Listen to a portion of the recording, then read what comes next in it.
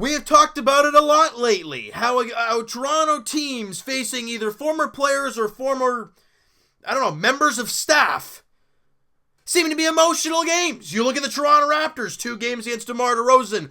His first game against the Raptors, he fires up his first career triple-double. In the second game, he causes a turnover, which leads to the Raptor win. Wow, emotional in both games.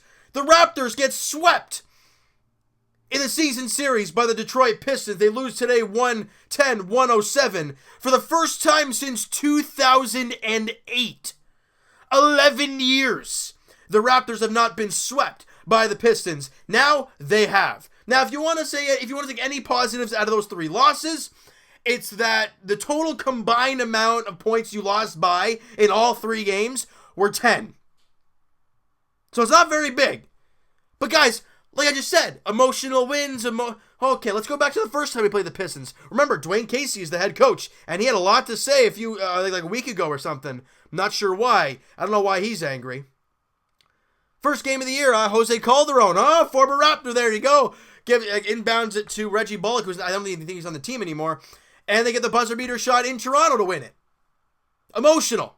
Former coach. Former player in Calderon. There you go. Second game. You lose in overtime. Have a chance to win at the buzzer. Marc Gasol can't make the shot. You go to overtime. You're up by 5. You lose by 5. They get a 10-0 run and beat you. So Dwane Casey still beating the Raptors. Today, the Raptors at one point have an 8-point lead in the 4th. Or was it the 4th or the late in the 3rd? Anyways, it's someone like that. And it dwindles away. And when you need to get consistent stops in the 4th quarter, you can't. You just can't. And the Raptors, like I said, lose 110-107. Kawhi Leonard was great, double-double, 33 points, 10 rebounds in the game. Now, yes, there's no Kyle Lowry for the Raptors. Yes, there's no Serge Ibaka for the Toronto Raptors. So those are huge pieces of this team that were missing in the game. However, great to see Fred VanVleet back. And before the game, we did hear that he was going to be on a minutes restriction. Reason I just did that is because he played 31 minutes. He had 17 points and 4 assists, shot 6 of 10, 4 of 5 from 3. And you heard him in, I think it was the pregame interview today or the practice earlier today or something. Oh, when he's coming back, he's shooting. He's ready to shoot. And clearly he was today. Great to see there. Danny Green with 12. Siakam didn't have a great, percentage-wise, 6 of 13, but he only had 12 points in the game.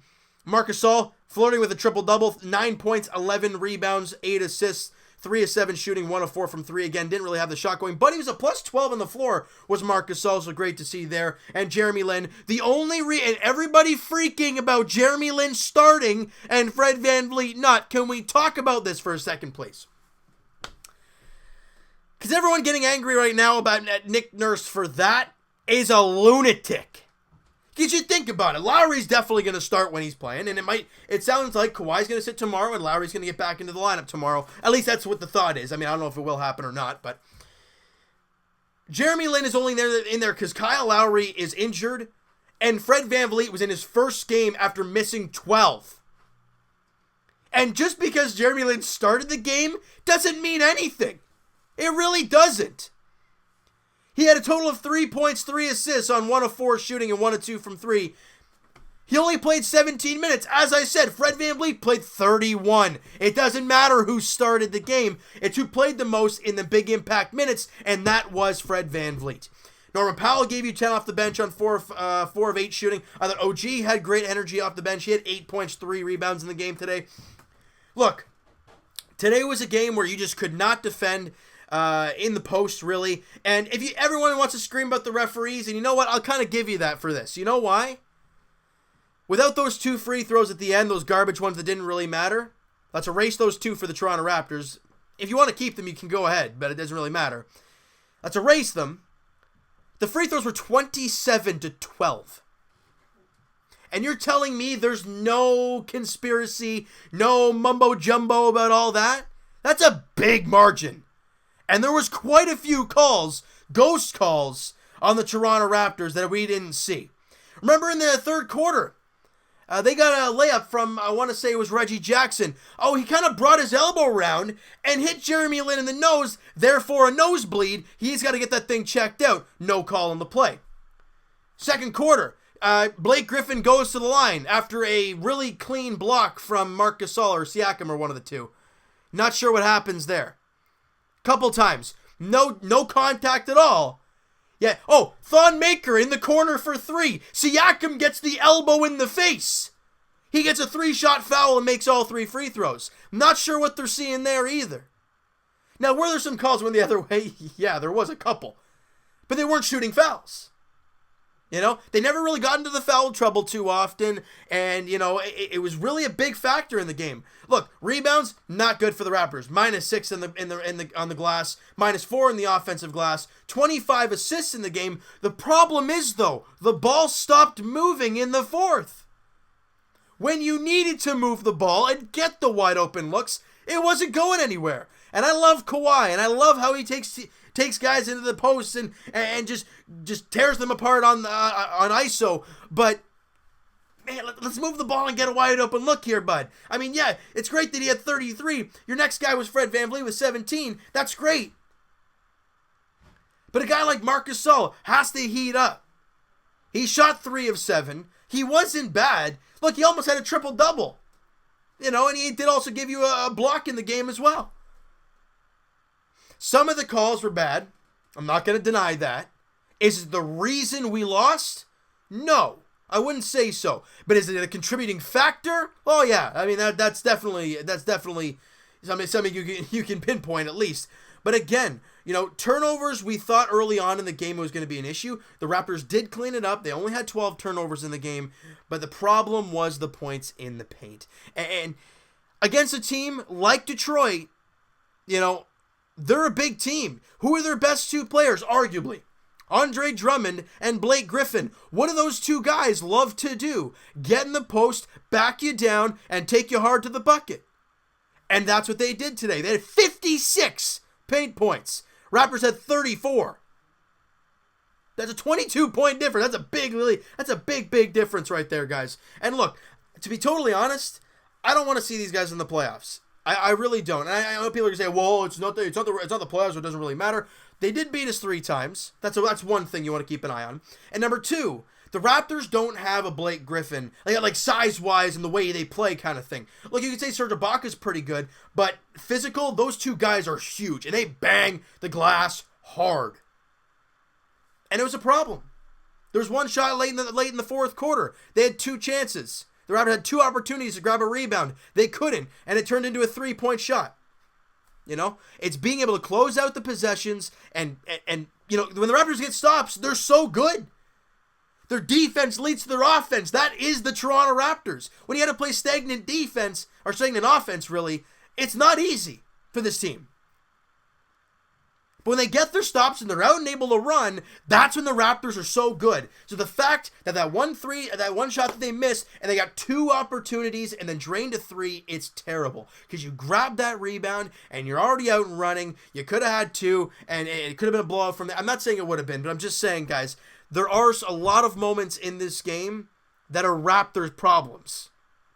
And look, Kyle Lowry's a guy who's going to be taking charges left and right and doing his thing when he's out there. Serge Ibaka, he's going to do his thing and block a million shots, because before he went on to the suspension, he was blocking at a stupid rate. So, you guys want to, you know, dwell on this game? Go ahead. I'm not. I'm here to talk about the game, and that's what I'm doing here. I don't want to see Detroit in the playoffs, and it doesn't look like we will. With them continuing to win, and the Brooklyn Nets down there, well, it's very close. With the win today, I think the Pistons will be a full game up on the Brooklyn Nets, but 2 less losses. So that's big there. As of right now, the Raptors would be playing the Brooklyn Nets in round 1. That's a crazy series. That's going to be a nuts series. Do not look past round 1, people. I know we all looked back to round 2 and who we want to face in round 2 and all that stuff, but you got to look, Miami's a grindy team. I know the Raptors took them to town in Miami last time, but Brooklyn's not a shabby team. Detroit, clearly, they've beaten you 3 times. They must be doing something right, especially in the dying minutes.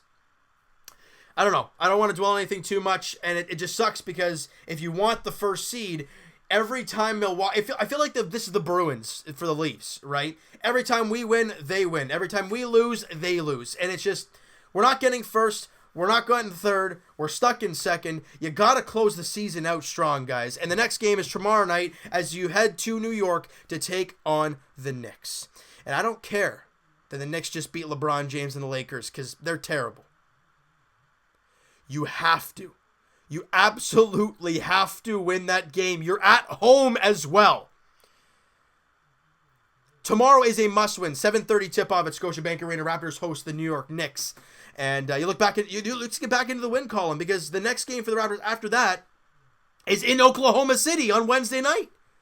And then you play Friday at home against Oklahoma City. So this game you have tomorrow against the Knicks, you want everyone ready to go. Serge Ibaka's not going to be in there. If Kyle is healthy enough to get in that game, play him, have Kawhi sit, all right, have Kyle stay healthy that game. And then for the Oklahoma City games, you'll have Serge back, you'll have Kawhi back from his load management stuff, and then Lowry still healthy and ready to go. And obviously Fred VanVleet's back. You'll have a whole healthy lineup going into Oklahoma City on Wednesday. That is the perfect plan. Will it happen? I don't know. All right, so you know what, guys? That is going to do it for this one. You guys enjoyed this video, and you guys just didn't really enjoy the game today because we lost. If you enjoyed it, you're probably a Pistons fan. Hit that like button. I do appreciate that. Hit the subscribe button if you guys have not already. Comment down below, guys. What do you think of this game?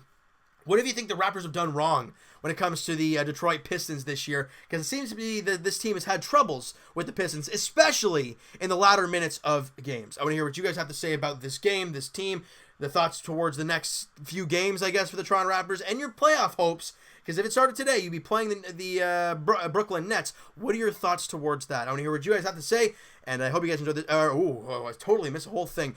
Haven't done this too often, people. You know what? And I'm going to keep it professional. Because here we go.